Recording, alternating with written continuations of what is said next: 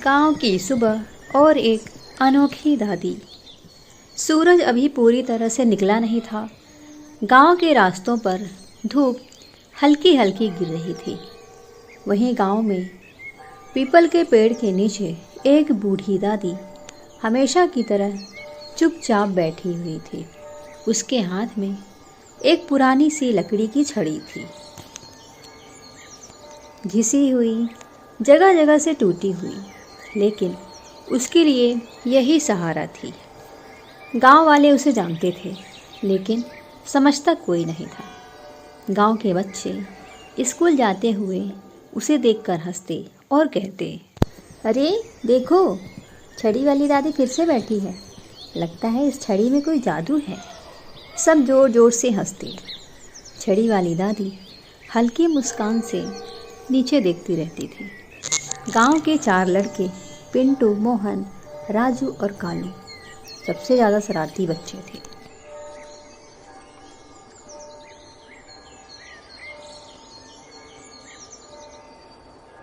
एक दिन राजू बोला, आज तो देखना मज़ा आएगा।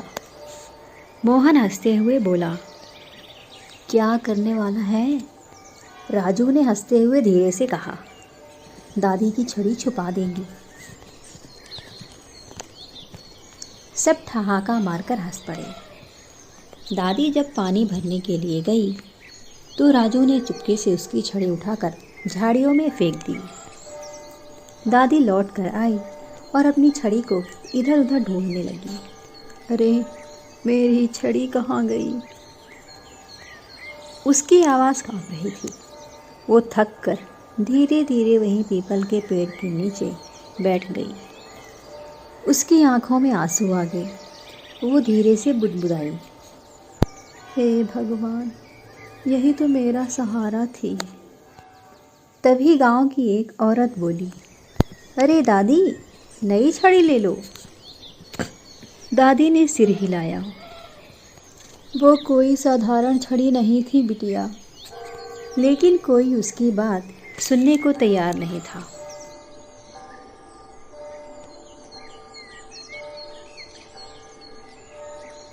दादी का अतीत।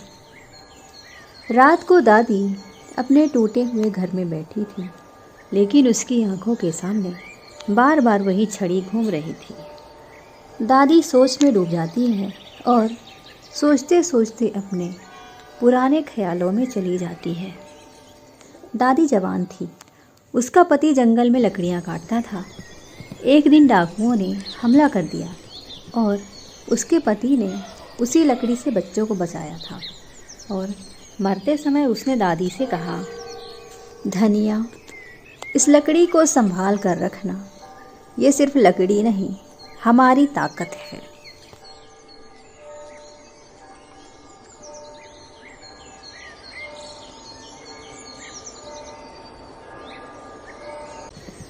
कुछ दिन के बाद गांव में अजीब सी हलचल होने लगती है। रातों में कुत्ते भौंकने लगते हैं और लोगों में सुनने को मिला कि रात को चोर घूमते हैं। लेकिन गांव के लोगों ने उस बात को गंभीरता से नहीं लिया। उसी रात चारों बच्चे जंगल के पास वाली नदी में खेलने के लिए गए, लेकिन तभी उन्हें झाड़ियों के पास कुछ महसूस हुआ और बच्चों ने डरते हुए बोला, ओए, कौन है वहाँ? तभी सामने 4 परछाइयाँ आ जाती हैं और सारे बच्चे डर के मारे कांपने लगते हैं। हम फंस गए हैं, डाकुओं ने हमें घेर लिया है। और तभी, छोड़ दो बच्चों को, एक तेज आवाज़ गूंजी। वो धनिया दादी थी। उनके हाथ में वही पुरानी छड़ी थी।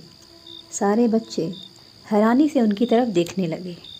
डाकुओं ने धनिया दादी को देखा और हंसते हुए बोले, ओए बुढ़िया, पीछे हट जा।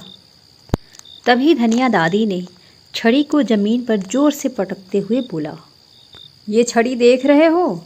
इसी से एक दिन तुम्हारे जैसे लोग भागे थे। उसकी आवाज़ में डर नहीं था। और तभी गांव के कुछ लोग टॉर्च लेकर वहां पे आ गए और डाकू भाग खड़े हुए। राजू रो पड़ा और रोते रोते बोला, दादी, हमें माफ़ कर दो।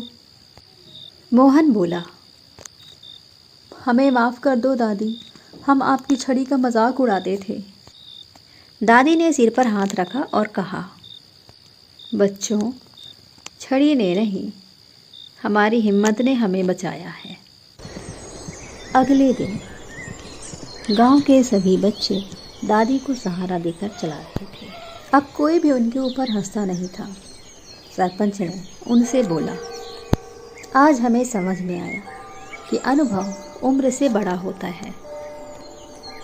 अनुभव की ताकत को कभी कम नहीं समझना चाहिए। कहानी अच्छी लगे तो लाइक करें, चैनल को सब्सक्राइब करें और बेल आइकन को प्रेस करना ना भूलें, जिससे हमारी नई नई कहानियों की नोटिफिकेशन आपको मिलती रहे। धन्यवाद। जय श्री राम।